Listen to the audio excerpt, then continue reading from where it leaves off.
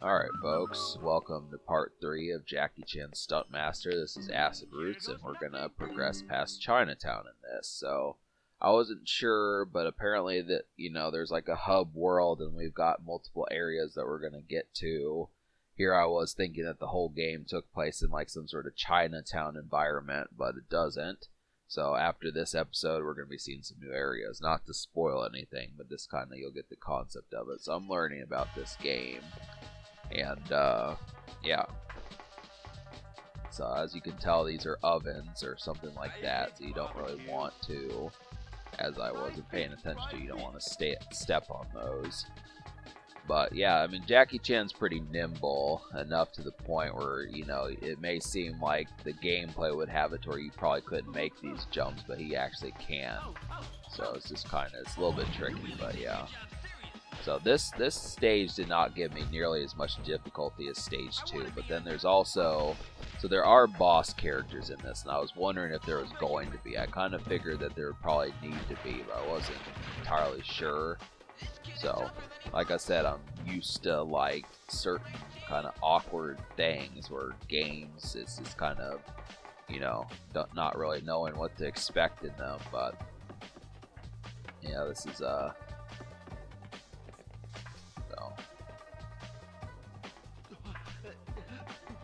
I'm just trying to think of some stuff. I mean, this is I'm playing this in the morning hours as this kind of happens. I'm just kind of underneath the impression that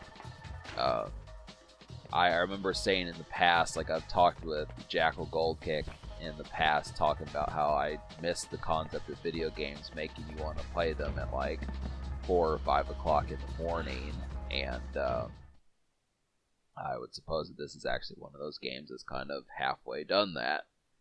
But yeah, I mean I'll give it credit, it's done it, but I kind of look at it, it's this unfamiliar subject just because this hasn't really happened in a good while.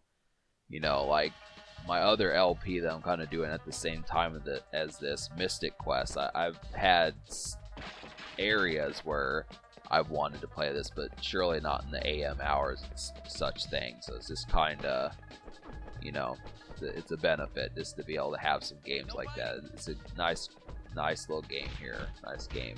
And the only reason why I say little game is because it's just a brief kind of out of nowhere game. No sequels, no any expanded franchise. Just kind of came and hit like a whirlwind and then disappeared, I mean, really, as I know about Jackie Chan, the fact of the matter is he was actually well past the normal age for most standard heroes. He wasn't in his 30s back in the 90s, so it's just kind of, that's kind of why there weren't really Jackie Chan games like in the PS2 and especially PS3 days, is because it was just kind of like, well, Jackie Chan was doing his thing back in the late 70s and 80s and 90s, so it's kind of, but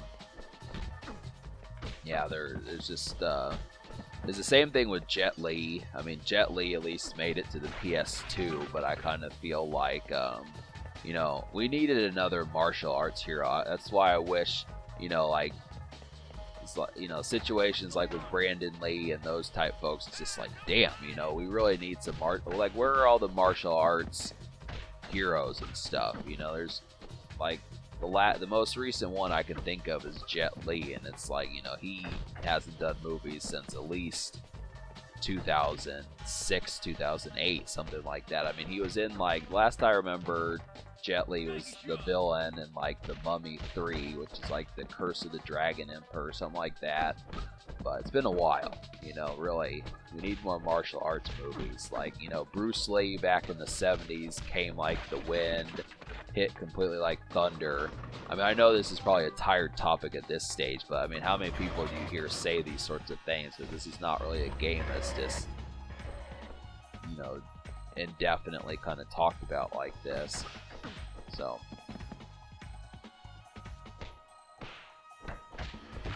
but yeah, I'm starting to get more used to the combat in this, so Jackie Chan's starting to kick more ass now. He's kind of not getting mauled all the time. It has felt a little bit more mellow this time around, which is strange, but I'm not going to complain.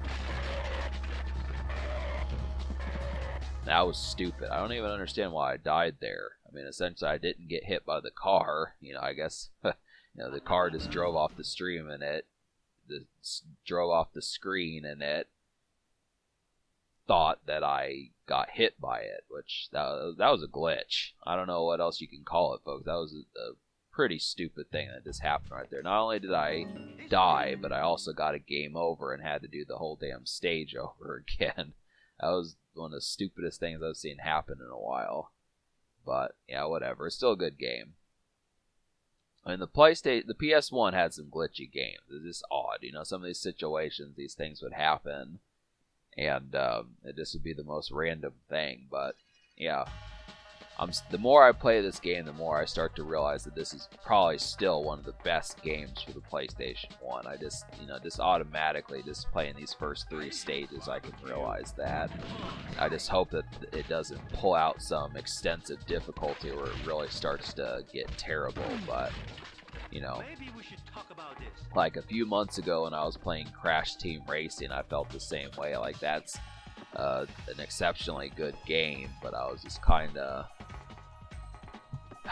I mean, really, yeah, it was a good game, but I wish that there would have been more than 16 stages. I mean, really, there should have been like an extra secret course. I felt like the nitrous oxide world should have had 4 races in it, something like that. There should have been 20, they could have went balls to the wall. These villains, these enemies know how to block also. These hooligan characters, they know how to block. So it's kind of like they're not quite as easy to hit as they were in Stage 1. But then, they didn't give me as much problems as Stage 2. So it's just kind of like, well, not really sure. Not gonna, that's fine.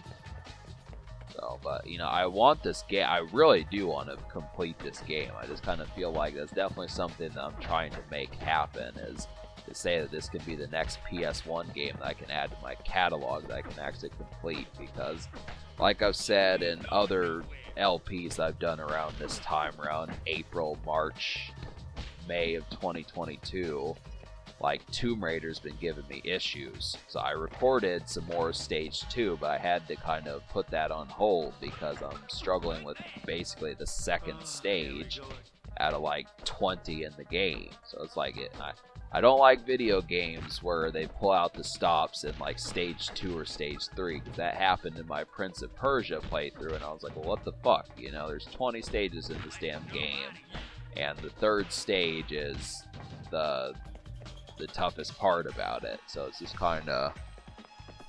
But we do effectively get done with Stage 3 in this, but I'm just kind of like, I mean, I went to Game Facts, Game FAQs, Game Facts, and I looked up the difficulty settings. I was curious. I was like, is this going to pull some fuck shit? And it's like, no, it says the difficulty for this game is just right / tough. So it's like borderline kind of, good elemental difficulty, but I'm just curious, I am. So I don't want to get to like near the end and have to cancel like so many. I mean, I'm starting to become like Zeta plays or something, where it's kind of like, I just don't beat these games that I essentially try to beat. I don't know how you're supposed to avoid that. There's Mr. Semi that doesn't like Jackie Chan, so we're just gonna avoid him. He's like, oh, you're not going anywhere. So you could have used that fish. Like, keep in mind when they say in the loading screens you can use the grab button to grab weapons. You can use that fish to whoop their ass, but I figured that out after I beat these assholes. So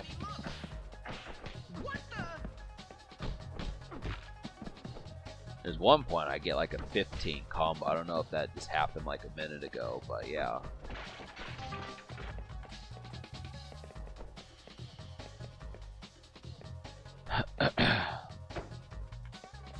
Yeah. You can get slapped with a sardine. I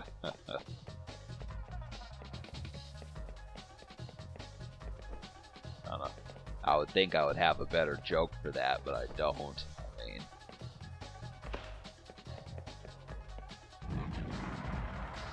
something's fishy here. Excuse the pun. I know that's an awkward pun. That sounds like something you hear out of an animated show or something, but yeah. I wonder if I would have died if I wouldn't have jumped at that. This game seems like the kind of game that if I wouldn't have jumped right there, I would have died and had to do it again. So keep in mind, you should probably jump at that particular segment.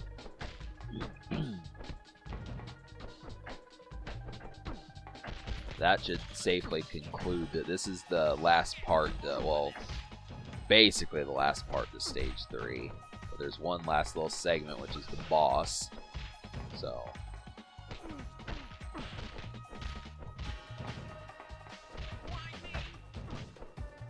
this is how beat 'em up should be. I mean, I like Final Fight for the Super Nintendo and stuff and some of those type of games, but those games just don't have a correct balance. I mean, the thing I always disliked about beat 'em ups, as much as I like beat 'em ups, is just the fact they're always too tough. This is like my 3rd B rating. You can't give me a B plus or an A minus or something, you know. But yeah, I mean, beat 'em ups have a notorious reputation for being too tough. They just always purposely make them. I just don't know how many people back in the 90s were actually able to beat at least Final Fight 1 and Final Fight 2. Cooking? I mean, maybe Final Fight 3 because it's 2-player and you can... Get out of my kitchen! I probably shouldn't have talked during that. I don't know if you're missing too much. You just would have to listen to it twice, but we're going to beat this chef's ass real quick, and then we'll... Keep in mind, he's actually pretty strong, so he can knock Jackie Chan around a bit. But yeah, like I was saying, to finish off that tangent, like, beat 'em ups are too tough, but Final Fight 3, you could fight with the computer, have a computer helper, or you can bring a player too, so either way it kind of works. But of course, Final Fight 3 is a pretty expensive game. It'll run you like $150 for a copy of it, something like that, one of those prices. Yeah, just how I get past this chef character is just attacking him from the side. I knock him down, and then I am not right in his face when he gets up, because he's strong enough to the point where I don't trust like his attack mechanics. So, I mean, that's really, I mean, this fight is not that difficult. I mean, Jackie Chan's attacks are kind of weak to like him, but this is kind of, as long as you have a strategy, simple. I should clean this up. I'm done! Overdone! 4. Treating a broom like a golf club on Jackie. That's funny. But load in. Smoking. There needs to be more Jackie Chan memes. It really does. Like, I want to say that, like, T-Pain, the musician T-Pain, had, like, a tattoo of, like, a Jackie Chan meme where he's kind of shrugging. There's some hip-hop musician, I'm fairly certain it was T-Pain, who has, like, a tattoo of Jackie Chan. Is his meme where he's shrugging and stuff. But that's about one of the few memes I can think of Jackie Chan. It's just kind of like hell. So yeah, we're at the waterfront now. But alright, subscribe for more fun. Thanks for watching. Have a wonderful night. And I'll see you in part 4.